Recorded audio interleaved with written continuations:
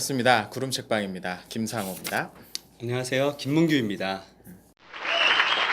지난 시간에 우리가 살펴본 순전한 기독교 제2부 3장에서는 예수가 단순히 좋은 말을 가르치는 도덕 교사가 아니라 하나님께서 세상을 구원하시기 위해서 보내신 죽었다 부활하신 구세주다. 우린 그걸 믿어야 된다라는 내용에 대해서 함께 살펴봤었습니다. 제 2부 4장은 완전한 참회라는 제목을 가지고 있는데요. 예수 그리스도와 건강한 관계, 그분이 원하시는 관계를 회복하기 위해서 우리에게 요구되는 것은 회개다라는 내용의 이야기를 하고 있습니다. 십자가 효력에 관해서 여러 가지 설명이 있는데 대표적인 것은 예수님이 우리가 받아야 될 형벌을 대신 다 받으셨다라는 설명입니다. 우리가 익히 어렸을 때도 교회에서 많이 들어봤던 이런 내용도 있죠. 예수 하나님께서 우리를 얼마나 사랑하시는지 십자가에서 보여주셨다. 그래서 그 십자가에서 보여주신 그 사랑 때문에 우리로 하여금 자연스럽게 하나님을 향하게 만든다. 이런 설명들도 많이 있었죠. 저 같은 경우는 이제 초등학교 아이들을 가르칠 때는 초등학교 아이들이 이제 게임 하다가 걸리면 뿅망치를 맞을 때 흑기사 이런 것들을 알고 있잖아요. 그래서 우리가 죄 지은 거에 대한 심판을 예수님께서 대신 받으셨다. 흑기사로 이런 이야기를 했던 경험도 있고 또 중학교 아이들한테 고등학교 아이들한테 이야기할 때는 예수님께서 십자가에서 죽으신 것은 우리를 죽을 만큼 사랑하신다는 것이다. 이런 식으로 이해를 돕고자 했던 것 같습니다. 각각의 설명들이 예수님의 십자가의 의미에 대해서 다양한 측면들을 강조하고 있는 것들이 있는 것 같아요. 중요한 건 그 예수님의 십자가 사역을 통해서 우리와 하나님 사이의 바른 관계가 시작이 된다. 그 일이 시작이 된다. 그 부분일 것 같아요. 맞습니다. 네. 결국에는 C.S. 루이스가 얘기하는 것은 우리가 밥을 먹을 때 그 밥 안에 들어있는 어떤 영양소들이 체내에서 어떤 영향을 일으키는지 이런 것들은 사실 우리가 모른다고 하더라도 모두가 밥을 먹으면 일을 더 잘할 수 있다는 걸 알고 있기 때문에 밥을 먹는다. 그런 이야기를 하잖아요. 예수 그리스도의 십자가의 그 모든 과정들을 과학적으로 분석해내는 것은 불가능한 일입니다. 그럼에도 불구하고 예수 그리스도께서 우리에게 하신 말씀은 그분의 십자가가 우리와 하나님과의 깨어진 관계를 회복시킬 수 있는 시작점이 된다라는 이야기죠. 우리는 그렇죠. 그걸 믿고 십자가를 바라보는 거죠. 그리고 그 시작 부분에 이 장의 주제이기도 한 회개라는 게 있는 것 같아요. 네. 근데 우리가 이 회개에 대해서 생각하면서 많은 오해들이 좀 있죠. 대표적으로 아마 루이스 글이었던 것 같은데 우리가 후회하는 것과 회개하는 것을 혼동하는 경우들이 좀 있다. 이거 하면 안 되는데, 잘못했는데 라는 정도의 후회를 한 걸 가지고서 그게 내가 회개했다라고 생각하는 경우들이 있다는 거죠. 맞습니다. 또 후회에서 더 나아가서 자책하거나 아니면 자기를 정죄하는 것. 나는 진짜 쓰레기야. 나는 정말 바퀴벌레야. 내가 하나님을 믿는답시고 예배 시간에 늦은 거, 예배 시간에 졸은 거 이런 것들을 봤을 때 나는 정말 구원받을 수 없어. 이런 생각들도 겉으로 보기에는 굉장히 거룩해 보이고 하나님을 사랑하는 마음에서 시작된 것 같지만 사실은 이런 생각들이 우리로 하여금 진정한 회개에 나아가지 못하도록 가로막는 큰 걸림돌이 됩니다. 그러니까 어떻게 보면 그 율법주의라고도 할 수 있는데 그 그렇죠. 부분이. 근데 방금 그 얘기하니까 이제 떠오르는 것 가운데 하나가 수련회 가서 우리가 흔히 이제 회개를 하도록 만들잖아요. 우리 아이들에게. 저도 이제 어렸을 때 그런 수련회 이제 경험이 있었고. 이제 둘째 날, 셋째 날 저녁 집회 같은데 보면 이제 좀 열띤 분위기를 조성시키고 주여 삼창 같은 거. 거기서 중요한 거는 눈물을 흘리느냐 그렇지 않느냐. 실제로 아이들한테 그런 얘기를 많이 들어봤거든요. 그러니까 어느 수련회를 갔는데 눈물이 났더라. 난 이 수련회에서 은혜 받고 회개했다라는 이야기들을 하는 경향들이 좀 있어요. 근데 그러니까 애들을 눈물을 흘리는 것이 회개를 했다, 하나님을 만났다는 마치 증표처럼 여겨지는 그런 경향들이 좀 있어요. 그러면서 아이들을 그럼 눈물을 흘리게 만들려면 자신의 죄를 계속 떠올리게 만들어야 돼.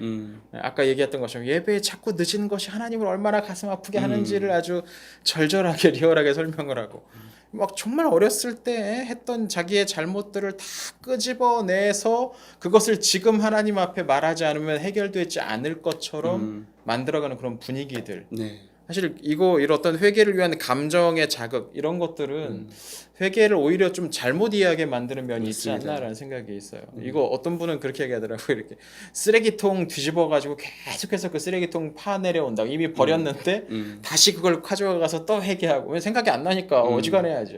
이 불의 이 조명의 그 정도도 잘 조절하고 음악도 뭔가 그렇죠. 무거운 것들 깔아주고 그리고 또 누가 더 나쁜 죄를 지었는지 이렇게 배틀을 하기도 하고 하면서 아 그런 것들요?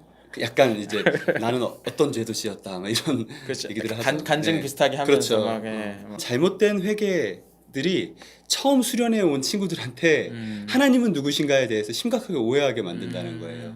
뭔가 울면 은혜 받는 거고 울지 않으면 은혜 안 받는 거다. 그러니까요. 근데 선천적으로 눈물이 많은 친구들이 있어요. 근데 무슨 얘기만 하면 자꾸 우는 친구들이 있고 네. 또 어떤 친구들은 또 눈물 흘리는 걸 굳세게 참는 친구들이 있단 말이죠. 그 눈물 잘 안 나는 사람이 있어요. 또 제가 이제 수련회에서 들은 것들 중에 A4 용지를 하나씩 나눠준 다음에 네가 태어나서 잘못했던 거 다 적어. 그거 가지고 예수님 앞에 예수님 제가 이렇게 많이 죄를 지었습니다. 용서해 주세요. 기도하고 이거를 이제 불태우면은 그 죄가 사라진다고. 뭐 이게 사실 완전히 죄를 기억하시지 않는 하나님, 우리의 주홍 같은 죄도 흰눈처럼 맑게 하시는 그 예수 그리스도의 피를 비유하기 위한 어떤 장치도 될 수 있겠지만 또 한편으로는 굉장히 주술적인 느낌이 들어서 한때 그게 한국 교회도 좀 꽤 유행을 해서 여기저기 교회마다 막 밤에 모여가지고 모닥불 펴놓고서 뭐 자기 죄를 써가지고 거기다 던지라고 그런 얘기들 많이 있었는데 사실 전혀 성경적이지 않은 내용인 거고 내용 자체는 네. 어떻게 보면 그러니까 행동 실용가의 그 현대 심리학 이론 가운데 한 가지를 보여주는 그러니까 기독교적인 배경이라기보다는 세속적인 어떤 그런 철학에서 나온 그런 설명이죠. 뭔가 그 생각 가운데는 죄를 샅샅이 찾아가지고 회개 기도라는 어떤 주문으로 하나님께 말씀드리면 그게 다 없어진다라고 생각을 하고 있는 것 같아요. 그러면 우리는 하나님과의 건강한 관계를 위해서 매일매일 내가 했을지 모르는 작은 죄들을 다 적어서 사실은 제사장이 양을 잡듯이 A4 용지를 잡아야 되는 거죠. A4 양잡기. 네, A4 용지. 비용을 많이 줄였죠. 효과적인 부분도 분명히 있겠지만 그게 마치 회개의 전부인 양 회개의 가장 중요한 것인 양 착각하게 만들어서는 안 된다는 그러니까 거죠. 거기 못 적으면 용서 못 받는 거잖아요. 그렇죠. 네. 그 적을 때 생각 안 났으면은 큰일 나는 거죠. 어떤 얘기도 들어봤냐면 자살하면 지옥 간다는 얘기를 할 때 왜 자살하면 지옥 가냐? 다른 죄들은 자신들이 살면서 지었던 죄들은 죽기 전에 회개기도 하고 용서받을 수 있다. 그런데 자살은 죄인데 자살해버리면 그 자살한 죄는 회개를 못했으니까 구원받지 못한다. 이런 얘기를 하더라고요. 근데 그 논리가 되게 웃긴 게 자살은 자살이라고 쳐. 근데 네.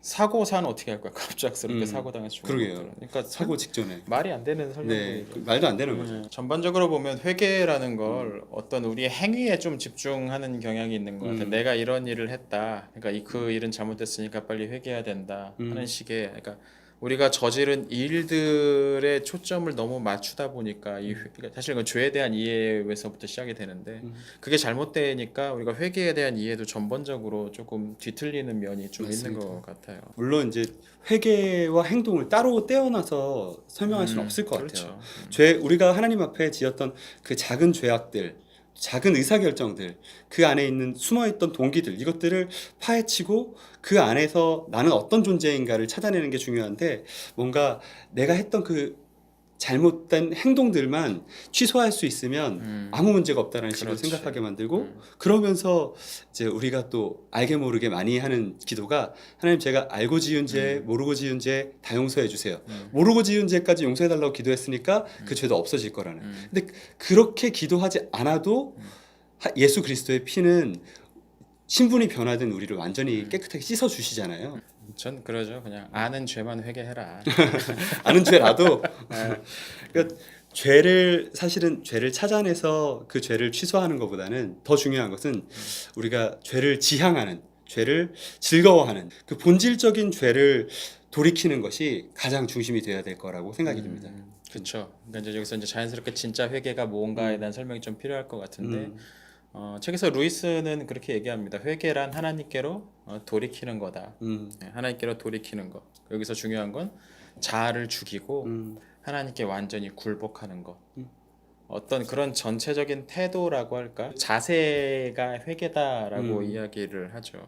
회개란 것이 주님을 향해서 내 마음을 온전히 열고 간절히 그분이 내 주인이 되시기를 바라는 것이라면 한 번 하고 마는 것이 아니라 끊임없이 다짐하는 것이 아닐까라는 생각을 해봅니다. 그렇죠. 또 하나의 회개 측면에서 우리가 생각할 때 중요한 부분 가운데 하나는 뭐냐면 회개는 그냥 앉아가지고 인지적으로만 되는 게 아니라는 거죠. 그러니까 나 이거 잘못했습니다. 하나님 용서해 주세요. 그래서 내 생각 속에서 그냥 이 주저앉아서 뭔가 하는 게 아니고 내가 이 자리까지 해왔던 거로부터 완전히 뒤에 돌아서 하나님을 향해서 맹렬히 달려가는 것, 그 역동성, 이 회계에서 좀 기억해야 될 부분이 아닌가 싶어요. 루이스가 이 장에서 전속력을 다해서 뒤로 도는 동작이다라는 표현을 사용하는데 이게 참 인상적인 부분인 것 같아요. 그러니까 회개는 그냥 수동적인 게 아닙니다. 매우 열심히 하나님을 향해서 달려가야 되는 건데 그 달려감은 계속 가는 거잖아요. 한번 그냥 달려하고서 끝나는 게 아니고. 그렇죠. 우리를 반대쪽으로 되돌게 하는 힘은 굉장히 강한데 우리는 한 번 돌았으니까 끝이라고 쉽게 생각하는 것 같아요. 우리를 회개하지 못하도록 만드는 우리 내면의 그 죄악의 힘이나 이 세상을 붙잡고 있는 그 어떤 죄악의 시류는 절대 만만한 것이 아니잖아요. 굉장히 역동적인데 회개란 것은 어떤 것인가? 이것을 거스르는 것, 이것에 맞서는 것이라면 회개도 당연히 역동적일 수밖에 없는 것 같습니다. 그래. 네. 그렇다면 인간이 빠져있는 곤경이란 어떤 것일까요? 스스로 독립적인 위치에 서려고 한 것, 스스로 자기의 주인인 양 행세하려 한 것입니다. 타락한 인간은 개선의 필요가 있는 불완전한 피조물이 아니라 손에 든 무기를 내려놓아야 하는 반역자입니다. 무기를 내려놓고 항복하면서 잘못했다고 말하는 것, 그동안 잘못된 길을 걸어왔음을 깨닫고 삶을 처음부터 다시 시작할 준비를 하는 것, 이것이 이 곤경에서 빠져나올 수 있는 유일한 길입니다. 이렇게 항복하는 과정, 전속력을 다해 뒤로 도는 동작을 그리스도인들은 회개라고 부릅니다. 오늘은 이렇게 회개에 대해서 좀 생각해 보았습니다. 그리스도를 우리 참 주인으로 모신다면 자연스럽게 회개는 일어나야 되고 이 과정을 통해서 우린 하나님과 새로운 관계가 시작이 됩니다. 그 이후에 관한 또 이야기는 다음 시간에 계속 이어가도록 하겠습니다. 감사합니다.